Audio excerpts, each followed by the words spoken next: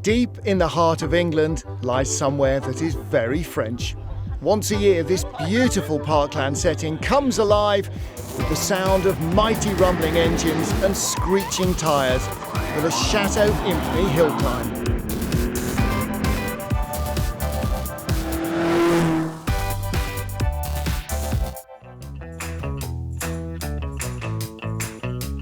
Absolutely brilliant. Really enjoyed it. It's my first hill climb as well. I was here last year and it was good. It's even better this year.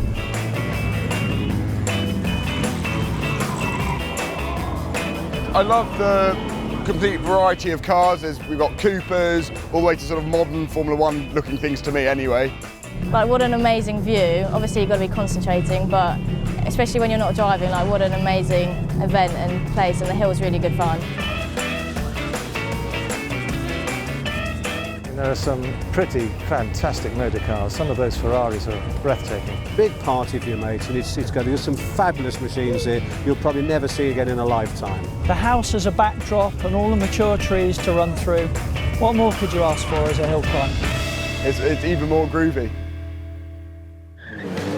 The cars do timed runs up a challenging course through the picturesque grounds, passing the enthralled crowd and the stunning chateau.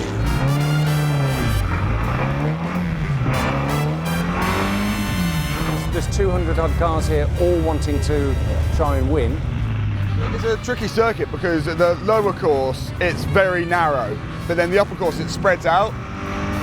Well, Chateau Impney has the combination of very slow corners and very fast corners, which is quite unusual for a hill climb. The course is really good. The roundabout's quite tricky.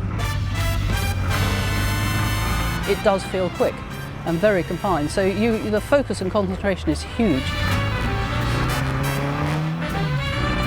I mean, I'm very good on the straight bits. It's only the twisty bits that catch me out. You know, otherwise I'm doing really well.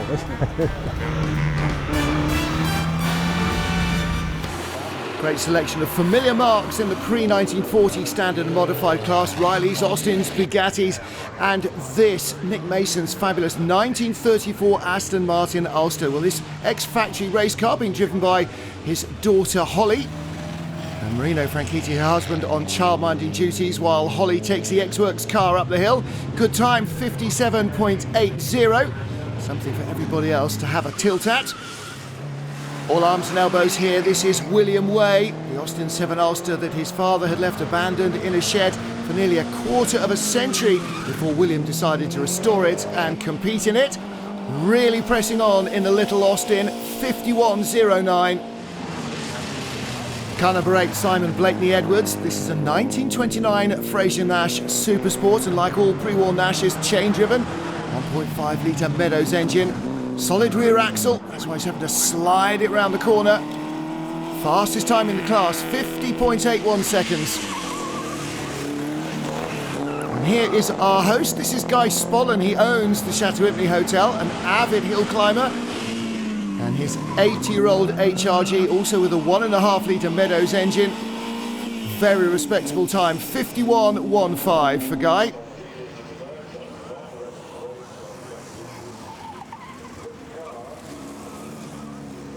Time for some of the big boys' toys now. Pre-1940 standard and modified sports cars over 1500cc. Ewan Getley's stunning 1924 Bentley. This is the 4.5 litre. He's been driving it pretty much since he could reach the pedals. He's found it's also got a very successful Brooklands racing history in 1933. He sets a 49.36. The wonderfully named Allard Tail Wagger 2 of Jonathan Rose, using its big 8-cylinder engine to post a time of 52.56 seconds. And its name probably suggests exactly where its handling deficiencies lie around here. Even more of a handful, perhaps the fastest Lagonda in the class. This is the big 4.5 litre V12 Le Mans, driven by Mark Butterworth. Late 1930s machine, putting in a time of 54.41 seconds. The tight and twisty Chateau Impney Hillclimb, perhaps not playing to its long suit though. Long, stable and very fast, perfect for Le Mans. A little tricky around the roundabout though.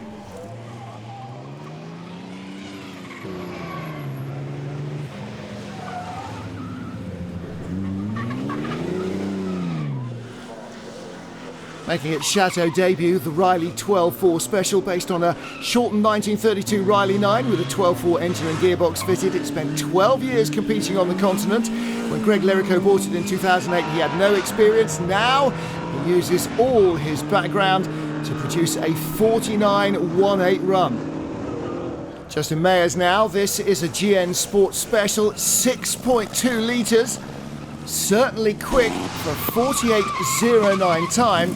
Justin working really hard, giving you an idea of what pre-war hill climbing must have looked like. Probably as little grip on the modern tarmac as it would have had on an unmade road.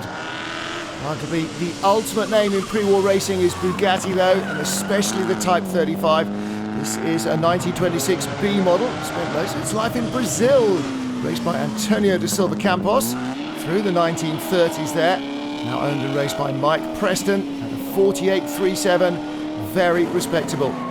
This stunning Alfa Romeo 8C Monza, 1932 machine driven by Andy Johnson. And this was the period, of course, when Scuderia Ferrari became the semi-official works team for Alfa Romeo, where Enzo cut his teeth as a driver before taking over team management and then building his own cars, of course. 48.35 the run for the Alfa. Fraser Nashes were always marketed for enthusiast press-on drivers, and this TT replica of Brian White is being driven in exactly the style that Archie Fraser Nash would have wished. A blistering 46.84 run. Truly spectacular stuff.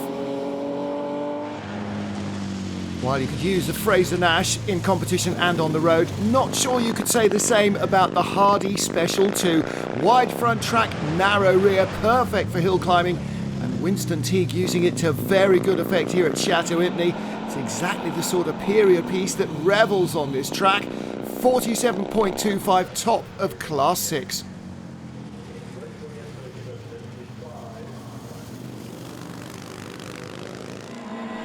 Not exactly a hill climb special, but James Gunn's MGQ replica really looks the period piece here as well. Hustling on nicely. 47.34 the time for him as he pushes the car all the way to the top of the hill. And nearby Morven in Worcestershire, Morgan made their name with their three-wheelers. This is a Super Aero driven by Hannah and Ticknap, who also competed last year. This car perfectly suits the style here at Chateau Impney, looking as at home now as it would have done in the early days of the event. The event was successfully revived last year and magically recaptured the spirit of the meetings that ran during the 1950s and 60s. So there was a sprint here in 1957 which ran up until 1967. They had lots of other things. They had the Ken Wharton driving tests. It was known for its motorsport, which is really nice when you bring back an event after such a long period of time. And in 2016, this year, we've got between, I think, 6 or 7 competitors this year who were actually competing in period. And it's fantastic for them to come back and compete on a much quicker and challenging course. This weekend, it's back. And with confidence high, the event should be even bigger and better. We were really taken aback by the overwhelmingly positive response we received last year from the inaugural event since its reinstatement in 2015. We had 10,000 visitors, and the local press really took it to heart and said that it was a fantastic event for all who came to it. But there were obviously things that we wanted to improve on, things that we wanted to make more exciting and more interesting for the families that were coming to the event. So we've introduced things like a vintage fun fair, face painting, we've got roaming performers on stilts and juggling. So there's lots of other things other than just the fantastic motorsport which is going up the drive at Chateau Impney this year. Out in the grounds was the Concours d'Elegance, a wonderful lineup of classic machinery celebrating motoring heritage. Boasted everything from a 1929 Aston Martin International 3-seater to the mighty Morgan 3-wheeler.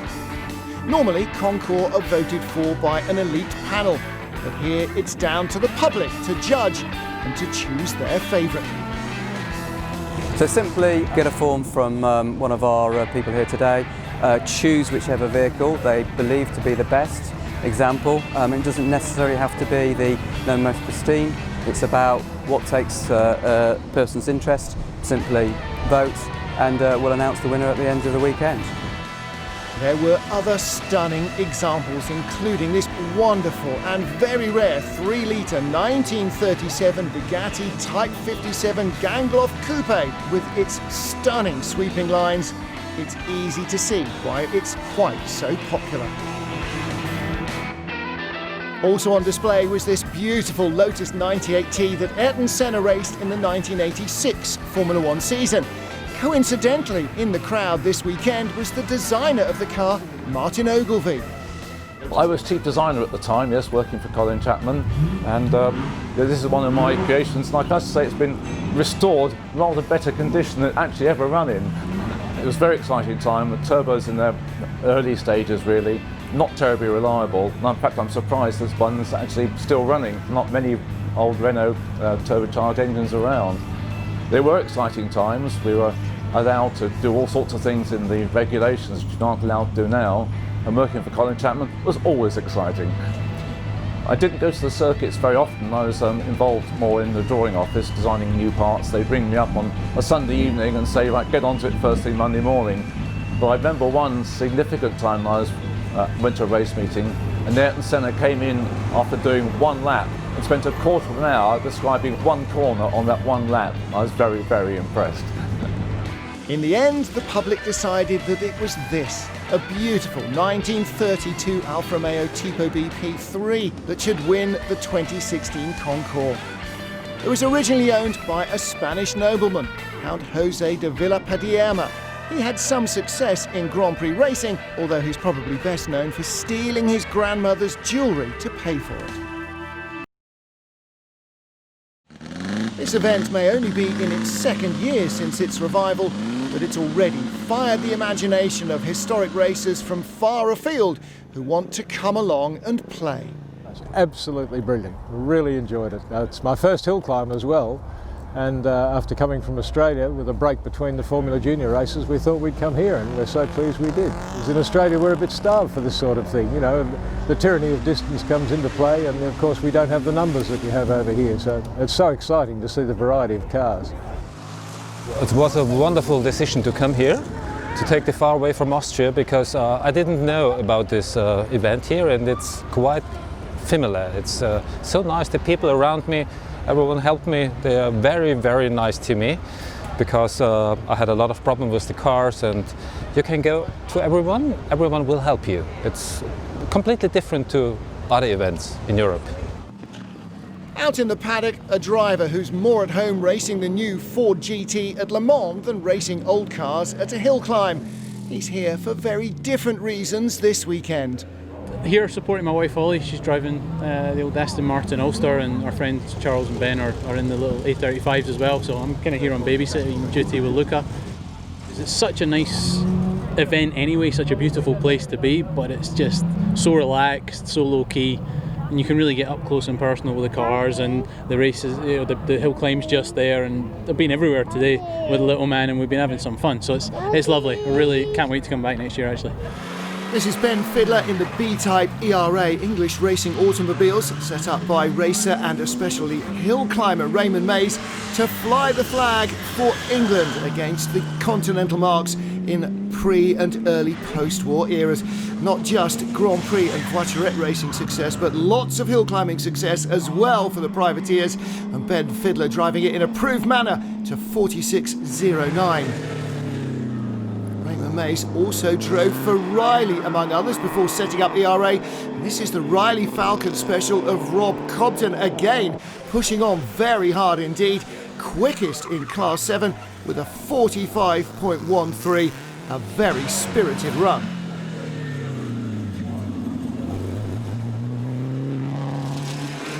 Another ERA, and this is Nick Topless in the well-known chassis R4D. Fastest in his class with a 44.40. Another flamboyant climb by Topless in what was arguably the most developed of all ERAs, the later E-Type's development, interrupted by the outbreak of hostilities in 1939. Another British manufacturer, less well known perhaps than ERA, is Alta. This is the 61 IS of Ian Baxter. Alta were founded in 1929, small British racing car manufacturer, but with a seriously impressive reputation, particularly in hill climbs, and a 45.75 time for Ian's aggressive and entertaining style, a just reward. Stephen Shoesmith away from the line in the supercharged Type 51 Bugatti, successor to the Type 35 of the 1920s, and always popular with privateers as they battled against the state-funded German and Italian teams in Grand Prix and other forms of racing in the 1930s. Stephen Shoesmith showing everything that the Bugatti is capable of. Top time 48.33. This is the big Fraser-Nash Norris special of Julian Grimwade. Real hill climb special this. Great noise, and great noise from above as well. The Supermarine Spitfire overhead. And Julian Grimwade using that as a distraction as he chews up a little bit of grass on his way to a 44.98. That is the fastest in Class 9 despite a big lockup at the roundabout. More press-on motoring, this time from Robin Tooley. Big tail slide there as he gets the power down in the Riley Monasco Pirate. Couldn't match the time set by Julian Grimwade in Class 9. But I tell you what, he got 10 out of 10 for style and attack. That is proper vintage motoring. Turning the performance level up to 10 is the post-war up to 500cc class, the origins of what is now Formula 3, and of course what brought the rear engine revolution to single-seaters. This is Mark Riley in the Creamer Special, 45.74 time, and as ever, and holding on to the underside of the car to keep him in, no belts here. Fastest in class, 44.71, Peter Delaroche was in one of these 500cc machines that Eric Brandon became the first ever British Formula 3 champion, and the young Bernie Ecclestone, among many, many famous drivers, cut his teeth in 500cc racing. And the class is as popular now with competitors as perhaps it's ever been. Hold on tight as we blast off the line with Tracy Cameron in the Morgan three-wheeler. Two wheels up front for good road holding, driven by a single rear wheel, and the power, that evocative sound of the motorcycle V-twin out front. It drives much like a normal car, even if it doesn't look like it. Very low, good centre of gravity, great road holding, and plenty of verve from Tracy as she comes out around the Chateau, down into the roundabout. Front wheel disc brakes. Hold on tight as we accelerate once more up towards Corbett Chicane. Right, left, right, and then the run up to the finish line. Through the paddock S's, maximum attack, maximum speed, head down to the finish line, and through we go. Mike Walker in the Bond Formula Junior. Walker was a successful driver in the 1970s. Lawrence Bond, a designer in the Formula Junior era of the 1960s, who decided that rear-wheel drive was not the way to go and designed his Bonds to be front-wheel drive. By the time the bugs had been ironed out, though, it was clear that rear drive and indeed rear engine were the way to go for single-seater racing. Walker using his experience to go to a 42.68 run. Mark Woodhouse, 42.68 as well. Mark's son won last year's event, unable to compete though this year.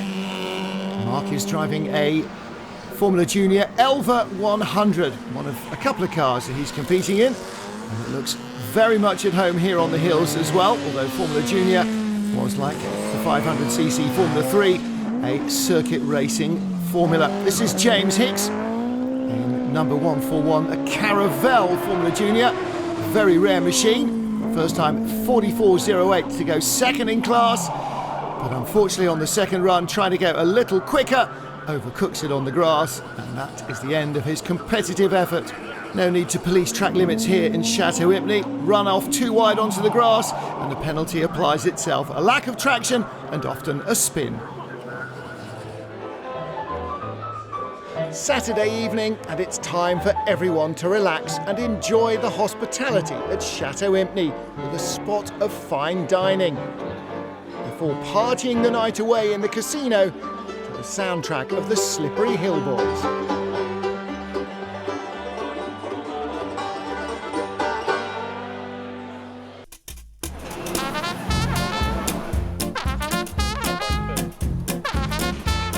There's so much for everything, nothing's rushed, nothing's fussed, and it's just brilliant and relaxed.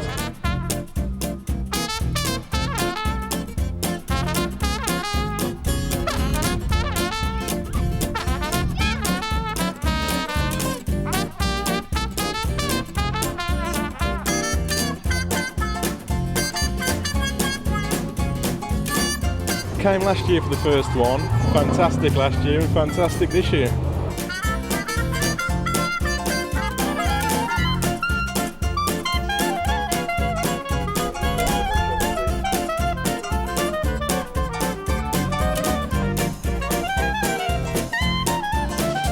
Good food, yeah, lovely people, everyone's so friendly and not too noisy. I like how there's a lot of different classes of the cars, and then the parachuting at lunch was really, really good fun. And the big wheel and the helter-skelter, there's just anything you can do here, it's really good.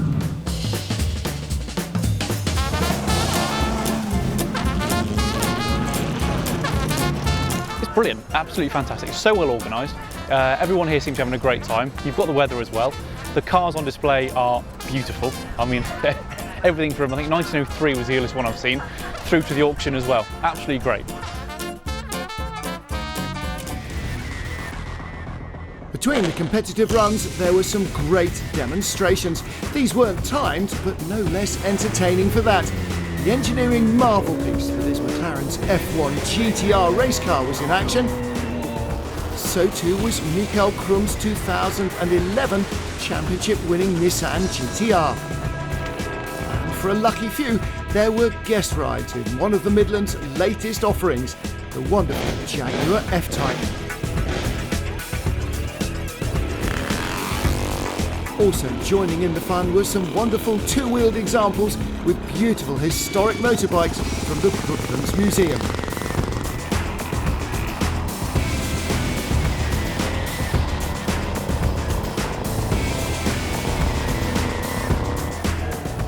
Here at Chateau Impney, there are some wonderfully unusual cars to entertain the crowd. Backed by popular demand was Duncan Pittaway with the fire-breathing Fiat Beast of Turin. This year, however, he had some competition in the weird and wonderful stakes. This Bentley, for instance, innocently nicknamed Mavis. 1930 Bentley chassis, which was hit by a bomb in World War II and scrapped. The engine was taken out, and then we've managed to put a Packard 42-litre supercharged engine in it, which they use in MTBs and big bombers and what have you. It's a 1,500 horsepower V12 with twin ports, hence the 24 exhaust pipes.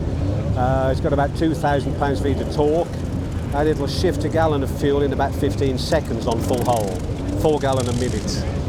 It was described as the biggest waste of time, money and effort in automotive history.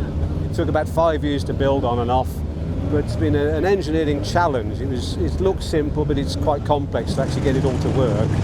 With 3 fuel tanks, 52-gallon fuel in the back, and all the systems. It's quite complicated, but it's great fun, and it's a bit of fun, and people seem to enjoy silliness like this.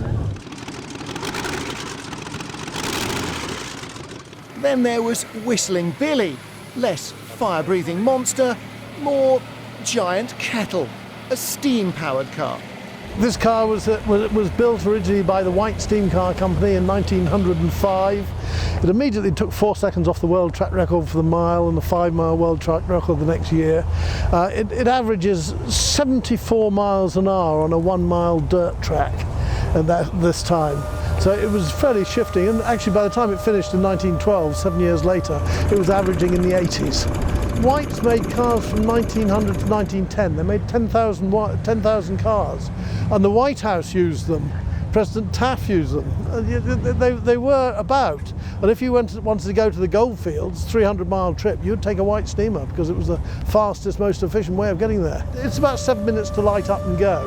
You normally would have expected your chauffeur to have prepared the car the day before or what have you, because most of these cars were actually chauffeur driven. Not this, obviously, the racing car, but the big white Tourers were largely chauffeur driven at the time. This event always brings out those little family rivalries. One of those between Mark Walker on the 111-year-old Dirac and his son Huey in the far newer 1922 Thunderbird. So me and my dad are both here. We drove here all the way from home, took 2 hours, and now we're here and we're seeing who can go quickest up the hill. It's all about maintenance. A modern car, you can get in it that you haven't touched for 2 weeks and it'll go.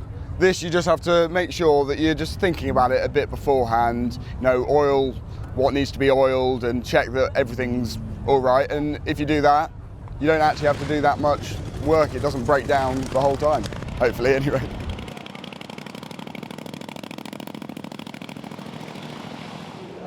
Francesca Wilton was here for different reasons. Her father Julian's a keen hill climber and he wanted to inspire his daughters to race. So he came up with a cunning plan. So basically my dad had 2 daughters and him and my granddad have always been involved in vintage car racing and stuff for quite a long time. So he really wanted us to get involved as well and be the 3rd generation of our family. And in the 30s there was a racing car driver called Kay Peter, and this is a replica of the car that she drove in the 30s. So yeah, he built all the body and everything, and a man called Simon Frost did all the mechanical side to it, so it's quite exciting. I'm beating my time from last year, so got 3 seconds off that, so I'm very happy about that. So hopefully this afternoon I can get some more time off it, but fingers crossed. The Leyland Thomas No. 1 was originally raced by land speed record ace J. Parry Thomas. This car is built from much of what remains of the original. It's been a personal labour of love for David Hayward, who spent years steadily recreating it. I found the engine 23 years ago, found the back axle a further 5 years after that. We had part of the chassis, but at auction up came the one and only die-line prints of the original chassis, which made a good restoration project. We couldn't find a real gearbox, but we've got one with exactly the same ratios because Parry Thomas took a silver ghost to bits, and this is a Rolls-Royce box. In its day, it captured 16 world land speed records. Standing quarter mile, running quarter mile, half mile, etc., etc. He was an outer circuit record holder for a short while in one of these at 126 miles an hour in Brooklands. Peter Joy in the Lotus Elite. This jewel of a design was Colin Chapman's first grown-up road car. Ultra-lightweight glass fibre body, cruciform chassis, great handling, just enough power to make it thoroughly entertaining, whether you were a Grand Prix driver like Jim Clark or just an enthusiastic owner like Peter Joy, getting plenty of speed out of it. 44.03, fastest in the class. David Wiley in a Speedwell Sprite based on a standard Austin Healey, tuned, and as you can see, with a low drag bonnet, bubble roof to make it a warm, dry and fast coupe with the aero back, and then thoroughly tuned. David Wiley, a real enthusiastic run to 45.69.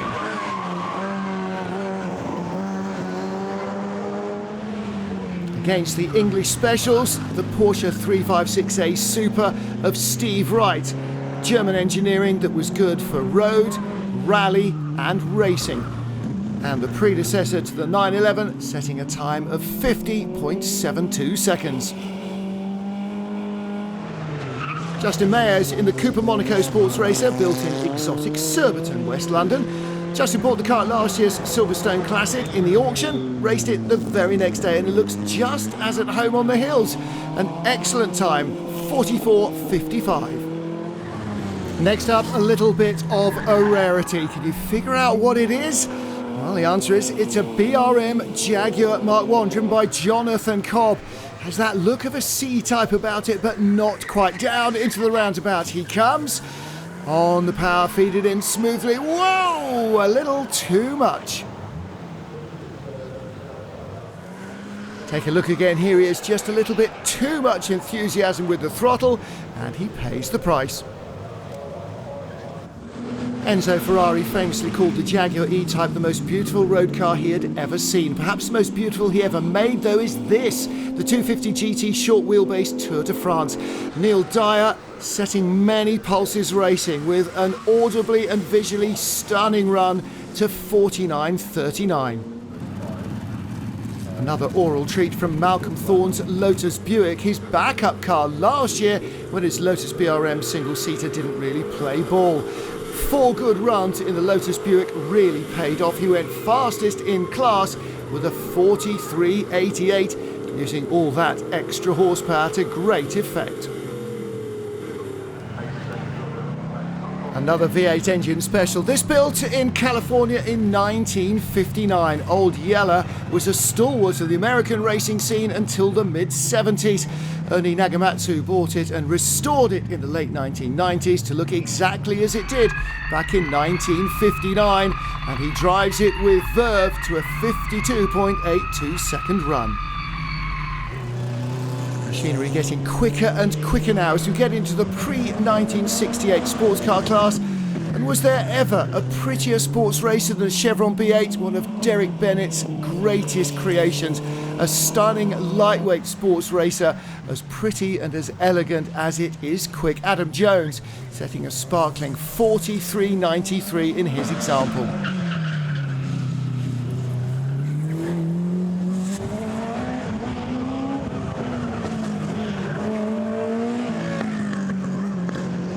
Whether you wanted to race in Grand Prix, Indy 500 or Formula Ford, Colin Chapman probably had a car to suit you.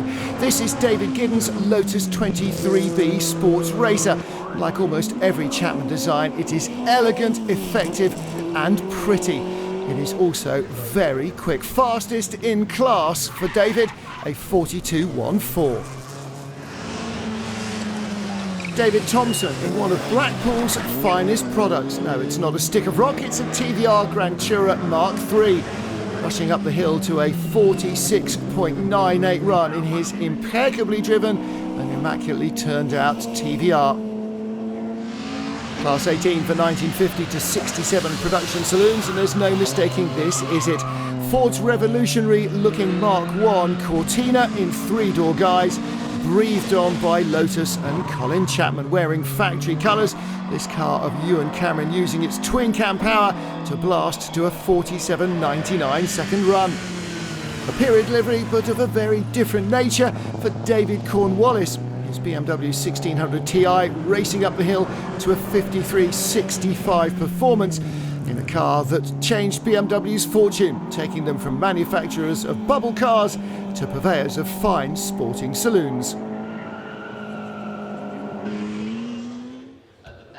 In the Regent Centre in the grounds of the Chateau, there was a chance to dream and admire some of the wonderful machinery that was about to go under the hammer in the classic car auction. The company's long been a supporter of historic motorsport. In fact, our chairman, Simon Hope, is not able to be here this weekend because he's racing at Classic Le Mans. But he's been very passionate about historic motorsport and supporting events such as this. Chateau Impney Hillclimb, you've got 200 wonderful machines going up the hill. You've got another 70-odd lovely machines in here going under the hammer. So it's just a nice mix. You know you'll have an enthusiastic, knowledgeable crowd who'll be able to appreciate both what's going up the hill and what's being sold. So behind me is a 1949 Cadillac Series 75 Fleetwood sedan. So the Series 75 was among Cadillac's more expensive models, very, very luxurious, as you can see, very, very imposing.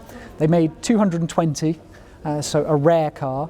This one's particularly distinguished in that it was first owned by Archbishop, later Cardinal, Richard J. Cushing. Cushing was quite an important member of the Catholic Church, and he was great friends with the Kennedy family. So that is, in terms of his association with the Kennedys, he married JFK to Jacqueline Bouvier. He was present at the christenings of their children, conducted the christenings, he conducted the blessing for the presidential inauguration. Sadly, he also presided over JFK's funeral, and this was a car that would have ferried him to many of those events and was well known on the streets of Boston. As you can imagine, a cardinal riding around the back of that, it made quite an impression. So It was his car right through till the mid-60s. It was sold off into another American family's hands, went over to Finland, was extensively restored in the 1980s, and has come to us from Holland. The huge caddy with a big story in the end went for £39,468. It's a Jensen 541R. So Jensen had started out before the war as coach builders. It was two brothers. Then after the war, before the war and after, they started diversifying into their own cars, making their own models. The 541 was particularly unusual because it was styled by Eric Neal, but was one of the very first British cars to use fiberglass. So fiberglass body, immensely strong tubular chassis underneath, Austin running gear. Having said that, the Austin running gear was a 4-litre straight six, so they were 120 mile an hour cars. So in the 50s, you would cut a real dash with one of those. That particular car is quite well travelled. It's a UK supplied car, but spent many years in Italy where it was restored and then brought back by an enthusiast who sadly died earlier this year, and it's coming from his estate. The stunning Jensen went for a very reasonable £35,000. What we have here is a 1965 Type 2 Volkswagen camper van. It's not any Type 2, it has been meticulously gone through, upgraded, improved, so it's got a bespoke 2.4 litre engine that was built in the States, especially for the van. It's to left-hand drive specification, so it's ideal for continental touring. It's got all sorts of mod cons in it, so it's got up-to-date in-car entertainment, it's got Bluetooth, it's got bespoke rock and roll beds, lovely cabinetry in there, beautiful upholstery. It's been a real labour of love, and it is just as clean underneath as it is on top. The classic camper van went for £50,960. It will look great cruising down to Newquay in the summer. It's a 1966 Costin Nathan Works prototype. So it's the brainchild of Frank Costin and Roger Nathan. Frank Costin was a very, very gifted aerodynamicist, so he was responsible for the Van Wall Grand Prix cars. He was also responsible for his Lotus racing cars. He had a very fertile mind, so he was always coming up with his own designs. And this particular one, he trained with de Havilland, the aircraft company. So that particular car, he was a great believer in the use of plywood, resin-bonded plywood. So the central chassis on that car is wood, with tubular steel subframes front and back. The car was raced by Roger Nathan, the other half of the manufacturer name. And Roger was a very successful racer in his own right, an engine tuner and that sort of thing, and achieved considerable success with the car in 1966. Crowning glory was victory, outright victory in the Coupe de Paris at Montlhéry against Works of Bath opposition. So it's a real giant killing performance. It's been untouched off the road for 45 odd years, hence the terrible condition, but it is complete, and it's got the makings of a great restoration project. And once put back to its former glory, it would be eligible for things like the Classic Le Mans race and various other high-profile meetings. This barn find attracted bids from across the globe. In the end, it sold for £80,230, and it'll head to a new home in the USA. 1959 Jaguar XK150S 3.4 drop-head coupe. The S is the important bit because that signified the sports model. So you've got triple carburetors, you've got decent boost in horsepower, and they only ever made 104 of those in both left-hand and right-hand drive guises, so it's a real rarity. The XK150 was the last Jaguar sports car to sit on a separate chassis. It was the forerunner to the E-Type, so you go from separate chassis to a monocoque design. It was very much the sports car to have in the late 50s. Pleasingly, it's still got its original engine in it, original gearbox, so it's matching numbers car, but very much a genuine 50s driving experience, very nicely restored, and it's a lovely thing. That incredible Jag didn't hit its reserve, so it's still looking for a new home if you fancy it. In the end, over £900,000 changed hands as these cars begin a new chapter in their stories.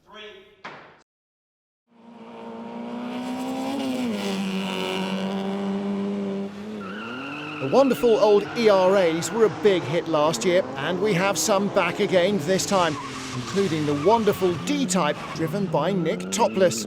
So having driven a and a B-Type before, which are cars that you feel as though you wear, you genuinely get lots and lots and lots of feedback. R4D, on the other hand, is much more of an aggressive car that you really need to push and shove around.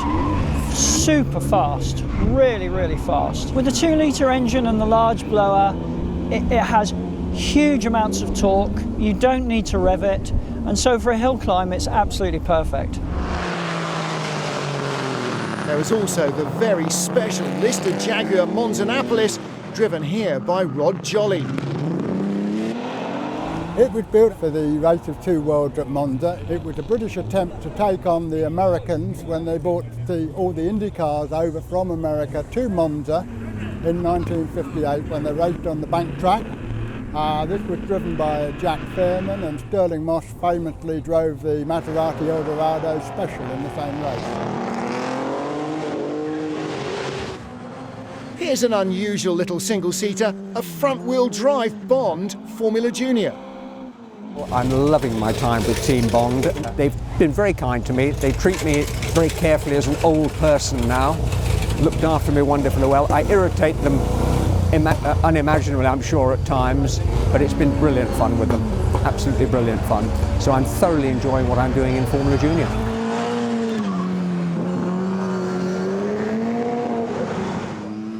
"50 years ago, Dave West competed successfully at the original Chateau Impney Hillclimb, and he's back to try and win again.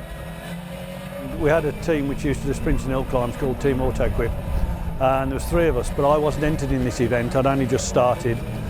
Fred Jones, who was entered in the event, was a gas engineer. He had to go away for an emergency. I popped in his car and drove it, but the programme and the results were never changed from his name.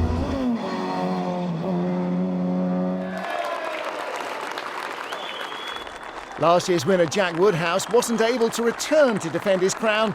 He was busy at his day job as a mechanic for Arden Motorsports, working at Silverstone for their GP3 team. But father Mark thought that he would have a go instead at beating his son's course record of 42.42 seconds. He talked me through how he did it, so I'm trying to live up to what he did. We had a good run yesterday, so I got within a few tenths of it, I think. So hopefully today we'll equal it or better it, so we'll see what happens. Over 200 competitors have tried to set the best time of the weekend with varying degrees of success. I think everyone has probably enjoyed taking on the hill at Chateau Impney. Here we go then into the shootout for the fastest runners, and this is for all the glory. Tim Bowles very slow away from the line, perhaps trying not to spin the Z28 Chimera's wheels up over the bridge, because that really would waste time. Lots of horsepower from that big woofly V8, but surely it's going to be a little confined. He's managed to work wonders with it so far. Lots of speed up towards the Chateau, trying to control the big beast and racing on to a 48.61. Away we go, David West in the Cooper S now. If any car was made for the Chateau Impney Hillclimb, the narrow confines here, it's got to be the Mini. Light, manoeuvrable, nimble, narrow, plenty of power for the tiny weight in this stripped out hill climb special. David West doing a great job, fastest in class, a 46.87 on the first run. He's going even harder now, down towards the roundabout. Oh, and a big lock up at the rear, and he's lost it. Oh, and there goes a chance to go fastest.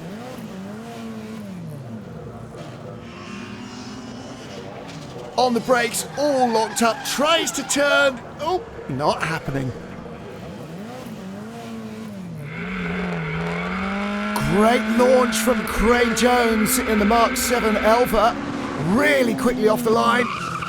Lightweight, very low slung sports car. And as you can see, super nimble handling as well.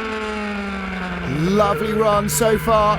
Craig Jones, electrifying performance, 43.75. Well, the single-seaters are going to have a real chance here, aren't they?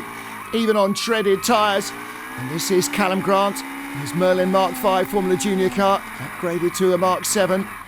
Ultra low, ultra lightweight, barely enough room for the driver in the engine. And that means that the performance is shattering, even with a slightly woofly engine on the overrun. It picks up cleanly. He is flying. Needs to keep it under control, braking hard, downshifting into the roundabout. Still a little fluffy on the acceleration there, over the grass, through the chicane and heading up towards the line, and the record here is in real danger. Finishes in sight. It's a 41.08. What a run! Martin Jones in the Brabham BT 21B. This is a very popular single-seater racer, Formula Junior and then Formula 2 car. Martin Jones improving on the split times on his time from last year. Great run, and up on time as well as he comes past the Chateau, drops into the roundabout and controls the oversteer well. He's got a lot of rubber on the road, through the chicane, lock to lock, here we go. He's looking quicker and quicker. This is going to be a very quick run indeed. Martin Jones across the line in a 40.50. So the record stands 2 seconds quicker than last year as Mark Woodhouse blasts off the line another Formula Junior chassis from the 1960s. This is the Lotus 20/22. He's already beaten his son's record from last year in the same car. He's got a very nice run going as well, neat and tidy in this archetypally beautiful Lotus single-seater from Colin Chapman's real glory years of junior racing. Down into the chicane, neat and tidy, crisp pickup from the engine, here we go. I'm not sure if he's going to make it, it's going to be close, but how close will he be? Oh, he just comes up short. He's beaten his son, but not the other two.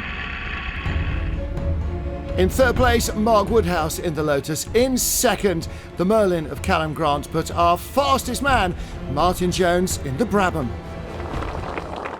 It's amazing. It was quite a surprise, actually. I've been hill climbing for 34 years and I've never had the FTD before, so it was great. It's a fabulous place. I mean, the collection of cars that they have here and the atmosphere and the surroundings is unbelievable. They put on a really good show.